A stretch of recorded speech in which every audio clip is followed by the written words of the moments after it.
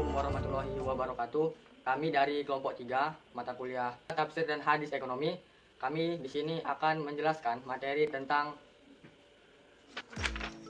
masih kosong. Oke, kita akan menjelaskan materi tentang jual beli.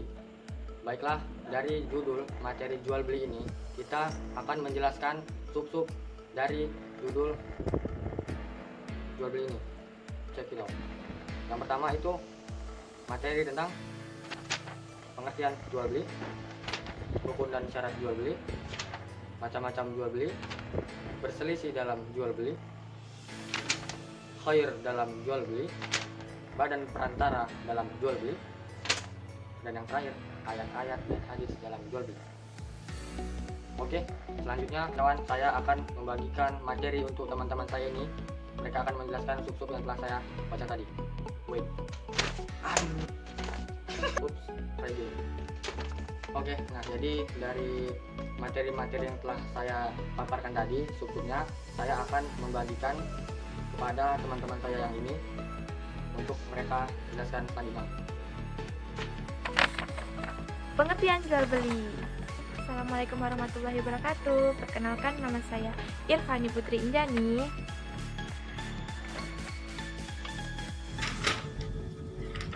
Halo, saya Pilar Rizka. Saya akan menjelaskan tentang selisih dalam jual beli, badan perantara dalam jual beli, ayat dan hadis tentang jual beli. Nah, saya akan menjelaskan materi tentang macam-macam jual beli. Saya Fakhrul Akhlodi. Teman-teman saya tadi juga yang cantik. Nah, nama saya sendiri adalah nama saya Fahrul Saputra. Di sini saya akan menjelaskan materi tentang macam-macam jual beli dan saya dalam jual beli. Baiklah, saya materi yang pertama. Baiklah, pengertian jual beli. Jual beli adalah transaksi yang dilakukan oleh penjual dan si pembeli atas dasar suatu barang dan dilandaskan oleh kesepakatan atau yang dinamakan dengan akad. Baik, selanjutnya saya akan memberikan contoh dari proses jual beli. Ini dia. Ini adalah proses jual beli. Ini si penjual, ini pembeli, dan ini barang. Barang ini dijual oleh si pembeli, kemudian dibeli atas dasar kesepakatan bersama atau dinamakan dengan akad. Akad ini harus dilandasi dengan keikhlasan, merelakan adanya unsur di mana si pembeli memberikan uang, kemudian si penjual menggantikannya dengan barang. Kemudian contoh yang kedua yaitu ini juga merupakan proses jual beli. Ini ada si penjual, ini ada si pembeli, dan ini ada barang, kemudian ada harga, kemudian ada kesepakatan antara kedua pihak. Kemudian saya akan menjelaskan tentang rukun dan syarat jual beli. Yang pertama yaitu rukun jual beli. Rukun jual beli adanya si pembeli, si penjual, objek yaitu barang, kemudian adanya harga dan akad. Pembeli adalah orang yang akan menukarkan menukarkan uang, kemudian dia mendapatkan barang dari si penjual. Nah, si penjual memberikan objeknya yaitu barang, di mana barang ini memiliki harga. Harga ini akan disepakati bersama antara si penjual dan si pembeli berdasarkan akad. Jadi, akad ini harus adanya keikhlasan antara si penjual dengan si pembeli. Kemudian saya akan menjelaskan tentang syarat jual beli. Syarat jual beli yang pertama adanya akad. Akad di sini maksudnya harus ada keikhlasan antara penjual merelakan barang tersebut diberikan kepada si pembeli, kemudian si pembeli menggantikannya dengan uang. Kemudian yang kedua adanya objek. Objek di sini maksudnya barang yang akan dijual belikan. Saya tadi udah berikan contoh. Nih mobil ini dia dinamakan dengan objek. Kemudian ini juga saya sudah memberikan contoh tadi. Kemudian syarat yang ketiga adanya harga. Jadi dari objek ini harus ada harga. Harga si pembeli harus tahu berapa harga atau uang yang akan ditukarkan agar si pembeli mendapatkan barang tersebut. Jadi si penjual memberitahukan kepada si pembeli harga dari objek tersebut, tapi dilandasi dengan adanya akad. Akad di sini harus ada persetujuan, dan kalau sudah terjadi akad tidak akan terjadi kesalahpahaman gitu antara si pembeli dan si penjual apabila barang tersebut sudah menjadi pihak si pembeli. Sekian penjelasan dari saya. Macam jual beli. Jual beli ini jika ditinjau dari segi hukumnya, jual beli terbagi menjadi dua macam, yaitu jual beli yang sah menurut hukum dan yang batal menurut hukum. Nah, Selanjutnya, sedangkan jual beli ditinjau dari benda yang dijadikan objek. Jual beli dibagi menjadi 3 macam, seperti yang dikemukakan oleh Imam Taqiyuddin, yaitu jual beli benda yang kelihatan bendanya, yang kedua, jual beli yang disebutkan dalam perjanjian, yang ketiga, jual beli benda yang tidak kelihatan. Nah, saya akan menjelaskan tentang jual beli yang kelihatan bendanya. Jual beli yang kelihatan bendanya sering kita temui di pasar-pasar. Seperti ini contohnya. Ini contoh gambar yang menunjukkan jual beli yang bendanya kelihatan. Jadi jual beli benda yang kelihatan ini, bendanya ada di depan pembeli dan ada di depan penjual. Yang selanjutnya nomor 2 adalah jual beli yang disebutkan dalam janji. Jual beli yang disebutkan sifat-sifatnya dalam perjanjian ialah jual beli salam. Menurut kebiasaan para pedagang, salam adalah jual beli yang tidak tunai atau kontan. Pada awalnya, salam berarti meminjamkan barang atau sesuatu yang harganya dianggap sama atau seimbang dengan barang tertentu. Dalam salam berlaku syarat-syarat jual beli. Adapun syarat-syarat tambahnya adalah sebagai berikut. Syarat tambah dalam jual beli salam yaitu yang pertama adalah disebutkan sifat-sifat barang tersebut. Yang kedua, dalam akad dijelaskan hal-hal yang memperendah atau mempertinggi harga barang tersebut. Yang ketiga, barang yang diperjualkan dalam salam ini biasanya adalah barang yang biasa ditemukan di pasar. Dan yang keempat adalah harga barang tersebut ditentukan pada saat akad berlangsung. Nah, selanjutnya adalah jual beli benda yang tidak kelihatan. Jual beli yang tidak kelihatan barangnya adalah jual beli yang dilarang dalam agama Islam, sebab jual beli ini tidak kelihatan bendanya. Jadi dikhawatirkan barang tersebut berasal dari barang curian atau barang yang diperoleh dari meminjam, yang nanti dapat merugikan salah satu pihak. Selanjutnya, jual beli yang ditinjau dari segi pelaku akad terbagi menjadi 3 macam, yaitu jual beli yang pertama adalah jual beli dengan lisan. Jual beli dengan lisan ini dilakukan oleh kebanyakan orang dan sering dilakukan. Yang kedua adalah jual beli dilakukan dengan perantara. Jual beli yang dilakukan dengan perantara pembeli dan penjual tidak dalam satu majelis akad, yaitu diwakilkan oleh perantara. Dan ketiga adalah jual beli dengan perbuatan. Jual beli dengan perbuatan ini adalah mengambil atau memberikan barang tanpa ijab kabul. Nah, ini biasanya sudah ditentukan labelnya, harga labelnya. Jual beli yang sah biasanya saling berjabat tangan. Nah, seperti gambar ini dapat dikatakan bahwa pembeli dan penjual saling berjabat tangan. Yang ini membuktikan bahwa barang tersebut sah diserahkan dari penjual ke pembeli. Nah, di sini saya akan menjelaskan tentang jual beli yang dilarang dan batal hukumnya. Itu kalau di makalah kami paparkan ada sekitar 13 jenis jual beli yang dilarang dalam Islam. Nah, yang pertama itu ialah barang yang hukumnya najis oleh agama, seperti anjing, babi, berhala, khamar. Nah, ini juga dijelaskan dalam sabda Rasulullah SAW dari Jahir radhiyallahu Rasulullah SAW bersabda, sesungguhnya Allah dan Rasulnya telah mengharamkan menjual arak, bangkai, babi, dan berhala. Hadis riwayat Bukhari dan Muslim. Nah, yang kedua, jual beli sperma atau dalam tanda kutipnya mani hewan ini ya, bukan mani manusia. Seperti mengawinkan seekor domba jantan dengan domba betina. Nah, hal ini dilakukan agar dapat memperoleh keuntungan. Nah, jual beli ini haram hukumnya karena Rasulullah SAW bersabda dari Ibnu Umar radhiyallahu anhu berkata, Rasulullah SAW telah melarang menjual mani binatang, riwayat Bukhari. Nah, fenomena ini memang sering terjadi di kampung-kampung, terutama di kampung saya. Nah, selanjutnya yang ketiga itu ialah jual beli anak binatang yang masih berada dalam perut induknya. Nah, jadi belum jelas ini anak dari binatang itu perempuan atau lelaki. Nah, jual beli seperti ini dilarang gitu dalam agama Islam. Nah, karena barangnya belum nampak gitu kan, seperti kelaminnya belum nampak dan juga kondisinya sehat atau enggak itu belum nampak. Nah, ini juga berbarengan dengan hadis Rasulullah SAW bersabda dari Ibnu Umar radhiyallahu an, Rasulullah SAW telah melarang berjualan sesuatu yang masih dalam kandungan induknya, yaitu hewan tadi. Diriwayatkan oleh Bukhari dan Muslim. Bentar ya. Nah, selanjutnya yang keempat itu ialah Nah, selanjutnya yang keempat itu ialah jual beli dengan muhaqalah. Nah, maksud muhaqalah di sini ialah menjual tanaman yang masih itu loh, yang masih di ladang atau di sawah di tempat dia menanam. Nah, hal ini dilarang itu karena sebab nanti takutnya ada prasangka riba di dalamnya.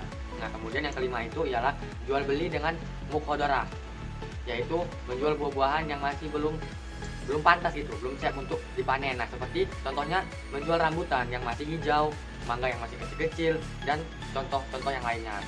Nah, hal ini dilarang karena barang tersebut yang akan dijual itu masih belum jelas, masih samar-samar bentuknya, ataupun mungkin saja buah tersebut nanti kan bisa aja jatuh tertiup angin, atau bisa aja mungkin pas waktu masih kecil-kecil itu masih bagus ya, bisa aja nanti sewaktu udah gede rusak makan hewan-hewan. Nah, yang keenam itu ialah jual beli dengan muhammasah, nah, yaitu jual beli secara sentuh menyentuh. Nah, misalkan seseorang menyentuh sehelai kain dengan tangannya di waktu malam atau siang hari. Nah, maka orang yang menyentuh berarti telah membeli kain tersebut. Nah, hal ini dilarang karena mengandung tipuan dan kemungkinan akan menimbulkan kerugian bagi salah satu pihak. Nah, misalnya kan, kalau saya sih pernah sih waktu di pasar pengalaman itu, ini penjualnya yang bilang, pegang bayar bang ya, kalau pegang nggak pegang beli bang ya, kalau pegang nggak beli abang wajib beli. Nah, jadi itu nggak boleh. Nah, jadi pesan saya untuk para pedagang, jangan kayak gitu ya, kasihan konsumennya. Nah, yang ketujuh itu ialah jual beli dengan munabadzah tepatnya. Nah, yaitu jual beli secara lempar melempar, seperti orang berkata, weh, kau lempar dulu sama aku tomat itu dulu satu, itu nggak boleh. Nah, nanti ke apa pula dia kan terlempar pula barang tomat tadi ke pembelinya. Nah, itu nggak boleh. Nah, kalau udah kayak gitu terjadilah jual beli yang dilarang karena mengandung tipuan dan tidak ada ijab dan kabulnya. Jadi kan kalau beli kan harus dengan ditanya harganya atau dengan salaman seperti yang dibilang oleh teman saya tadi. Nah, jadi nggak boleh dilempar gitu. Oke. Bang, Nah, mau nanya bang, kalau jual batu bata kan dilempar tuh bang, itu nggak boleh kan bang? ya sebelumnya kan dicek dulu kondisi batu. Kadang kan dilempar-lempar tuh, kalau di kampung dilempar-lempar tuh, Ya, campak-campakin. Nah, itu depan rumah saya. Oke ya, next. Yang ke-8 itu ialah menjual beli dengan muzabana, yaitu menjual buah yang basah dengan buah yang kering, seperti menjual padi kering dengan banyak padi basah, sedangkan ukurannya dengan kilo itu akan merugikan pemilik padi kering ya. Nah, hal ini dilarang oleh Rasulullah SAW. Nah, hal ini dijelaskan juga dalam hadis Rasulullah SAW dari Anas radhiyallahu an, ia berkata, Rasulullah SAW melarang jual beli muhaqalah, mukhadarah, mulamasa, munabazah, dan muzabana. Hadis riwayat Bukhari. Nah, yang ke-9 itu ialah menentukan dua harga untuk satu barang yang diperjualbelikan. Nah, menurut Imam Syafi'i, penjualan seperti ini itu mengandung dua arti. Nah, yang pertama itu seperti seseorang berkata, nah, aku jual lah dulu buku ini ya, buku misalnya buku ekonomi ini sama kau seharga 50.000.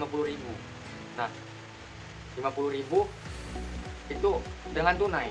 Nah, tapi harganya akan berubah menjadi 50.000 itu menjadi 60.000 apabila kita melakukannya dengan cara hutang atau kredit. Nah, arti yang kedua itu ialah seperti seorang berkata, aku jual buku ini sama kau ya, dengan syarat kau harus menjual tasmu kepadaku. Nah, itu kan nggak boleh. Nah, ini Rasulullah SAW bersabda kembali dari Abu Hurairah radhiyallahu an, ia berkata, Rasulullah SAW bersabda, barang siapa yang menjual dengan dua harga dalam satu penjualan barang, maka baginya ada kerugian atau riba. Nah, jadi untuk kawan-kawan yang mau usaha kredit dengan dua harga tadi, misalnya seperti kita jual buku hanya 50.000 dengan kita dikreditkan dari 60.000, maka berpikir dua kali, rakam harga di depan. Stop. Selanjutnya, jual beli dengan syarat atau iwad mahdul. Nah, jual beli seperti ini hampir sama dengan jual beli dengan menentukan dua harga tadi. Hanya saja di sini dianggap sebagai syarat. Nah, seperti seseorang berkata misalnya, nah, aku jual dulu lah rumahku ini, rumahku yang jelek ini kepadamu saudara, padamu dengan syarat kamu mau menjual mobilmu kepadaku. Nah, lebih jelasnya jual beli. Nah, lebih jelasnya juga jual beli ini sama juga dengan jual beli dengan dua harga. Nah, yang artinya keduanya tadi menurut Imam Al-Syafi'i. Nah, kemudian yang ke-11 itu ialah jual beli horor. Nah, itu jual beli yang samar ya, nggak jelas. Samar ya, yang samar sehingga ada kemungkinan menjadi penipuan. Nah, seperti penjual ikan yang masih dijual ikan yang masih di kolam, atau menjual kacang tanah yang masih belum kelihatan, belum dipanen, belum kelihatan bagus juga. Nah, padahal di bawahnya jelek. Nah, penjual seperti itu dilarang karena Rasulullah SAW bersabda, dan janganlah kamu membeli ikan di dalam air, karena jual beli seperti ini itu termasuk horor. Nah, jadi alias nipu. Nah, hadis riwayat Ahmad. Nah, jadi kalau jual beli itu ya memang harus jelas dia barangnya, harus jelas apa yang dijual, bentuknya, kondisi fisiknya seperti apa. Nah, selanjutnya yang ke-12 itu ialah jual beli dengan mengecualikan contohnya sebagian benda yang dijual. Nah, jadi itu seperti seorang yang menjual suatu benda itu dengan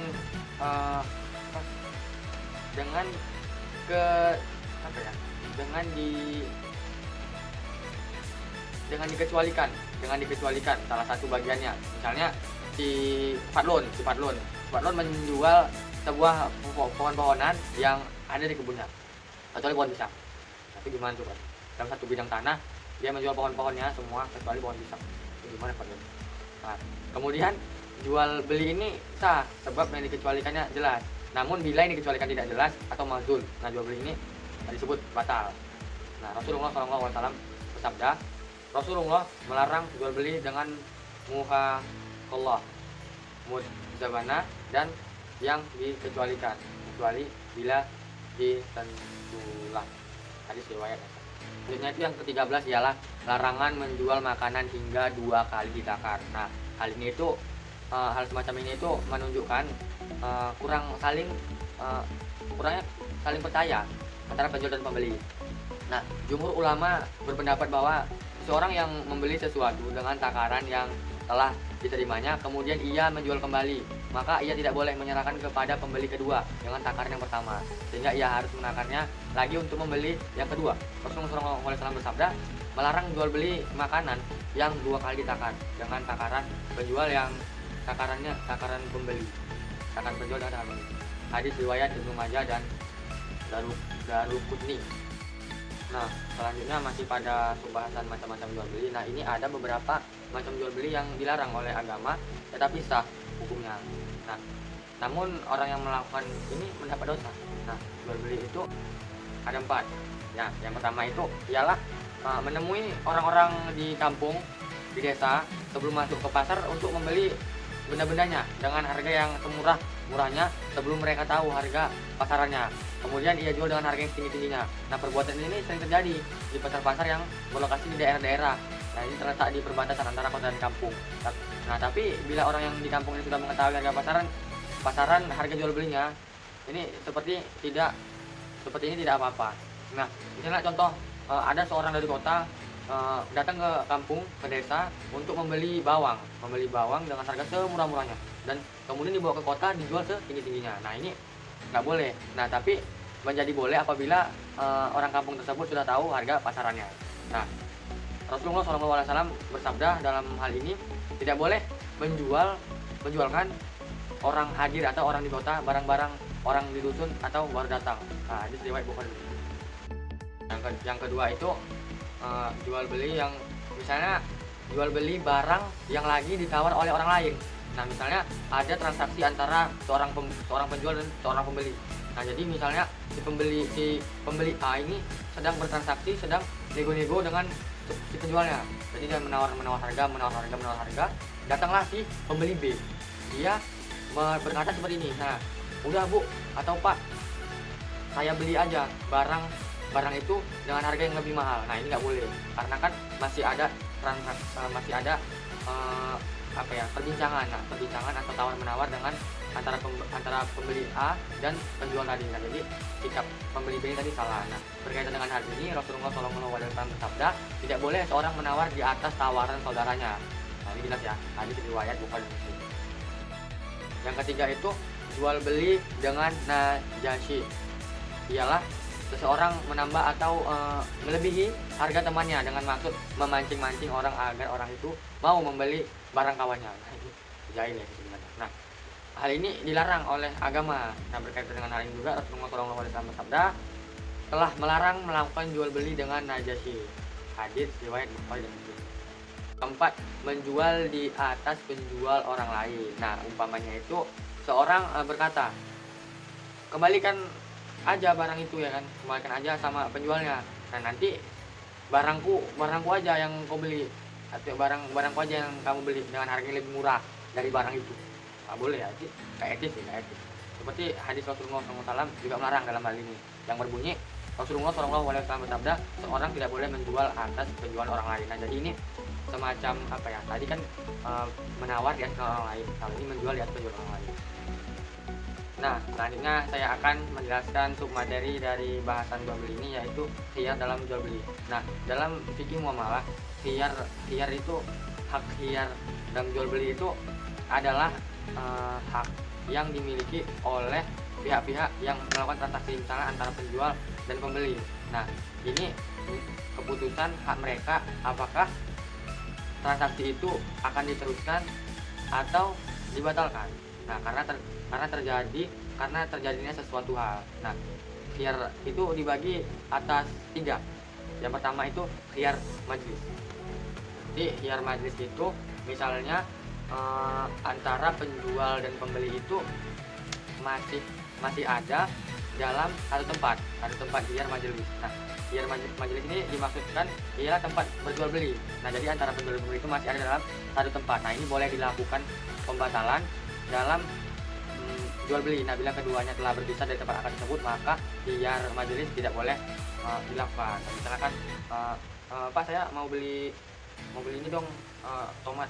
Oh ya, silahkan. Nah, jadi terjadilah tawar menawar dan tiba-tiba ada pembatalan misalnya dari pembeli karena harganya tidak cocok atau terlalu mahal. Nah, yang tidak dibolehkan, ya itu dibolehkan. Nah, yang tidak dibolehkan itu misalnya si pembeli ini beli tomat segala macam, sudah deal, sudah akad, sudah diterima uangnya, barang tomatnya sudah diberikan, si pembelinya pergi, tiba-tiba melakukan pembatalan, dipulangkan harga, itu nggak boleh.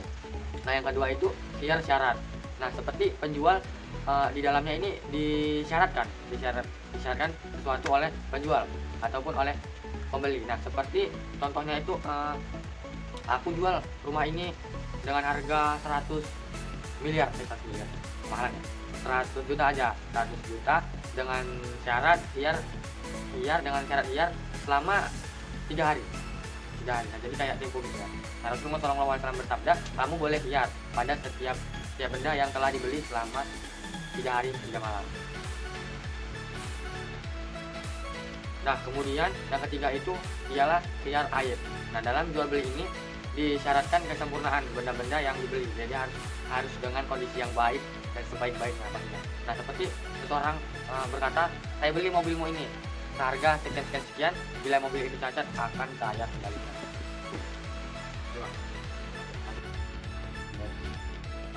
Baiklah, saya pemateri terakhir akan menjelaskan tentang berselisih dalam jual beli badan perantara, ayat dan hadis tentang jual beli. Yang pertama adalah berselisih dalam jual beli. Ketika melakukan praktik jual beli, hendaklah penjual dan pembeli itu berperilaku jujur. Nah, penjual harus menjelaskan keadaan barang yang sesungguhnya kepada pembeli. Kita lihat contoh gambar berikut. Ini ada contoh gambar tentang praktek jual beli tas. Nah, di sini ada penjual dan ini ada pembeli.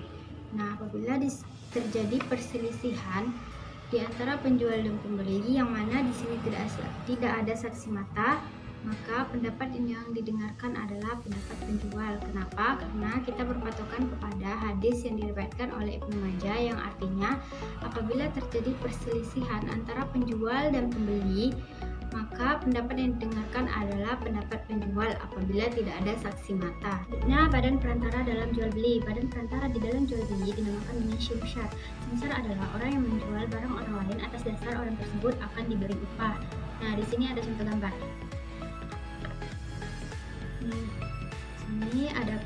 Ini yang contoh gambar, ini adalah contoh gambar orang yang punya tanah dan orang yang ingin menjadi badan perantara. Di dalam jual beli, simsar atau badan perantara ini ada yang namanya agen, ada yang namanya makler. Nah, di dalam praktek jual beli tanah ini adalah makler. Di sini orang yang punya tanah dan ini adalah orang yang akan menjadi makler. Nah, apabila makler ini berhasil menjualkan tanah orang ini, maka orang ini akan diberi upah. Nah, praktek seperti ini di dalam agama diperbolehkan asal tidak ada unsur riba dan tidak ada unsur penipuan.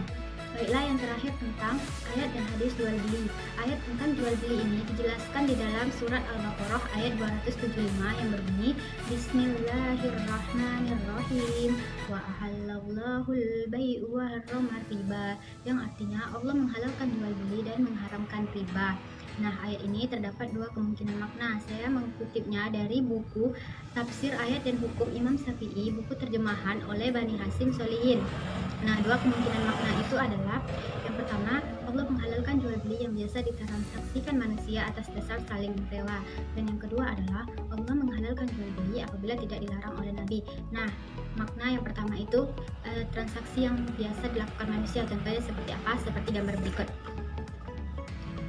Ini transaksi jual beli sayur mayur, itu kan transaksi yang biasa dilakukan oleh manusia. Dan yang kedua, contoh transaksi yang tidak diperbolehkan oleh Nabi, contohnya seperti transaksi jual beli narkoba, transaksi jual beli benda-benda haram, transaksi jual beli minuman, maka itu tidak diperbolehkan oleh Nabi. Yang kedua, hadis tentang jual beli. Hadis tentang jual beli ini hadis yang diriwayatkan oleh Ibnu Majah yang berbunyi innamal bai'u antaradin.